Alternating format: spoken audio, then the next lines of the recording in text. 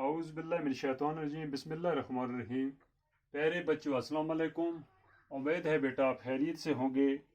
بیٹا جو کلاس ہم لے کے آئے ہیں جماعت چھٹی ہے، مضمون اردو ہے، موضوع ہے حکایات۔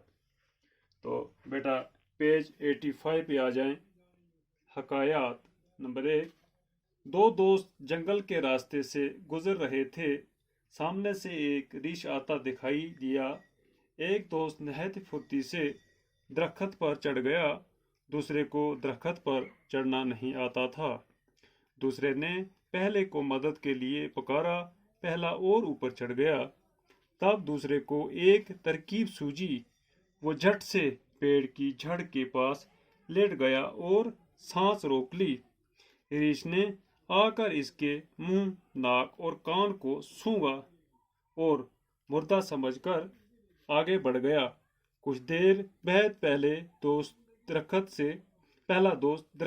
درخت سے نیچے اترا اور دوسرے سے بولا، ریچھ تمہارے کان میں کیا کہہ رہا تھا؟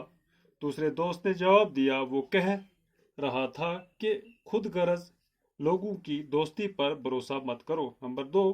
ایک شخص دن کے اجالے میں شمع لے کر بازار میں چکر لگا رہا تھا۔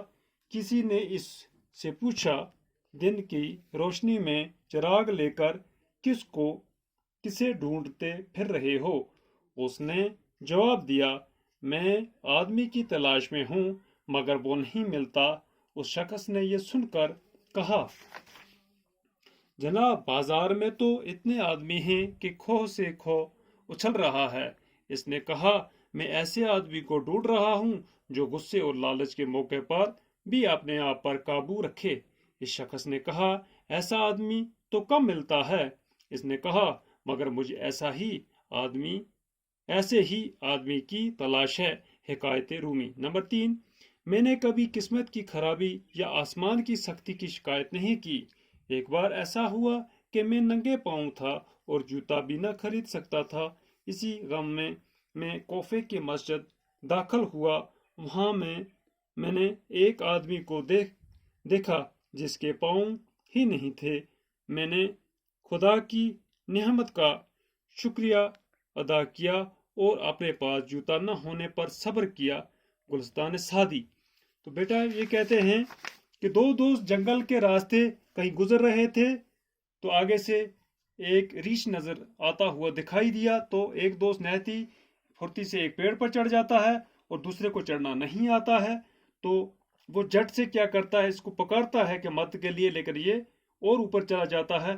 تو یہ پیڑ کی جڑوں میں اپنے آپ کو پیڑ کے جڑ کے پاس لیٹ جاتا ہے اور سانس روک لیتا ہے، اور منہ، ناک، کان کو جب ریچھ اس کے پاس آتا ہے اور اس کے منہ، ناک اور کان کو سونگھتا ہے تو مردہ سمجھ کر آگے چلا جاتا ہے۔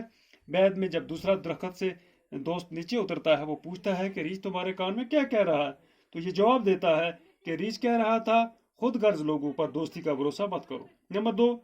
ایک شخص دن کے اجالے میں شمع لے کر گھومتا ہے، بازار میں چکر لگا رہا ہے۔ تو کسی نے پوچھا کہ آپ دن کے اجالے میں اس شمع لے کر کس کو ڈھونڈ رہے ہو؟ اس نے جواب دیا، مجھے ایک شخص کی تلاش ہے۔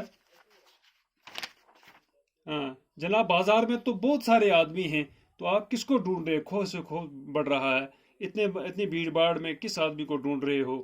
تو اس نے کہا، جو غصے اور لالچ کے موقع پر بھی اپنے آپ پر قابو رکھے۔ اس شخص نے کہا، ایسا آدمی تو کم ملتا ہے۔ اس نے کہا، مگر مجھے ایسے ہی آدمی کی تلاش ہے۔ یہ حکایت رومی ہے۔ نمبر 3 ہے، میں نے کبھی قسمت کی خرابی، آسمان کی سختی شکایت نہیں کی ہے، کیونکہ میں ننگے پاؤں تھا۔ کہتا ہے کہ جب میں جوتا بھی خرید نہیں سکتا تھا، تو میں کوفے کے مسجد میں داخل ہوا، تو میں نے وہاں پر دیکھا کہ ایک آدمی ایسا ہے جس کے پاؤں ہی نہیں ہیں، تو میرے پاس تو جوتے ہی نہیں تھے، تو خدا کی اس نعمت کا شکریہ ادا کیا، میں اپنے پاس جوتا نہ ہونے کا صبر کیا۔ گلستان سعدی۔